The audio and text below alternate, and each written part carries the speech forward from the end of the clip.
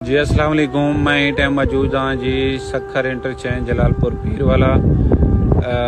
تو ناظرین، پاکستان میں سیلاب کی تباہ کاریاں بدستور جاری ہیں اور ایسے میں اب پانی جو ہے وہ سندھ کی طرف آنا شروع ہو گیا ہے۔ سیلاب نے سندھ کا رخ کر لیا ہے اور ایسے میں آج دیکھے گئے ہیں حیرت انگیز مناظر جب سیلابی پانی نے موٹر وے جو ہے اس کو متاثر کر دیا۔ اس موقع پر جلال پور شہر شدید متاثر ہے۔ ہیڈ پنجن کے مقام پر تمام جو دریا ملتے ہیں وہاں پانی کی جو تمام حد ہے وہ اب مقررہ حد سے بڑھ رہی ہے اور اس موقع پر جو انتظامیہ ہے وہ گڈو براج پر، سکر براج پر الرٹ کر دی گئی ہے۔ اس موقع پر دیکھیے یہ M5 ہے، سکر انٹرچینج ہے جہاں سیلابی جو پانی ہے وہ آ گیا سڑک کے اوپر، جس سے وہاں موٹر وے جو ہے مکمل طور پر زیر آب آ گئی۔ یہ تمام تر سامنے آئے مناظر اور اس موقع پر اب سندھ کی سرکار جو ہے وہ تھوڑی گھبرائی ہوئی، بخلائی ہوئی دکھائی دے رہی ہے، کیونکہ سیلاب جو ہے وہ پنجاب میں تباہ کاریاں مچا کر اب سندھ میں داخل ہو رہا ہے اور آئندہ آنے والے 24 سے 48 گھنٹے انتہائی اہم قرار دیے جا رہے ہیں۔ ایسے میں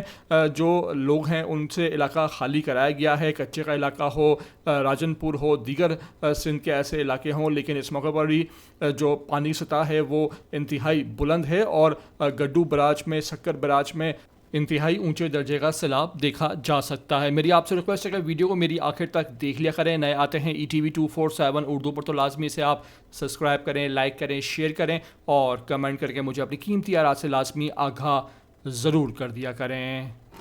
جی السلام علیکم، میں ہی ٹائم موجود ہاں جی سکھر انٹرچینج جلال پور پیر والا۔ یہ دیکھیں ہمارا جو یہاں پہ سکھر انٹرچینج ہے پوری طرح ڈوب چکا ہے۔ ہمارا سٹور، ہمارے کاروبار پوری طرح ڈوب چکے ہیں اور ہماری یہ گزارش ہے یہ اداروں سے اور یہ ریسکیو والوں سے کہ ہماری مدد کریں۔ ہمارے لوگ یہاں پہ پھنسے ہوئے ہیں، یہ بھی جلال پور کا حصہ ہے۔ آپ لوگ تو سمجھ رہے ہیں کہ جلال پور کا حصہ خالی جلال پور شہر ہے، یہ پورے ایریے جلال پور کے ہیں، پورے یہاں پہ ایریے جلال پور کے ہیں، بہت بڑا ایریا یہاں پہ ڈوبا ہوا ہے۔ آپ لوگ کو ریکویسٹ ہے کہ آپ اس سائڈ پہ بھی آئیں، آپ اس سائڈ پہ بھی تھوڑی توجہ دیں، ہم لوگوں کو بھی تھوڑی آپ مدد کریں۔ ہم لوگوں کا بھی کروڑوں کا نقصان ہو گیا، ہمارا یہ 10 کروڑ کا سمجھے المدینہ ڈوب چکا ہے، لیکن ہم پھر بھی ہم اداروں سے ریکویسٹ کر رہے ہیں ہم لوگوں کی مدد کریں۔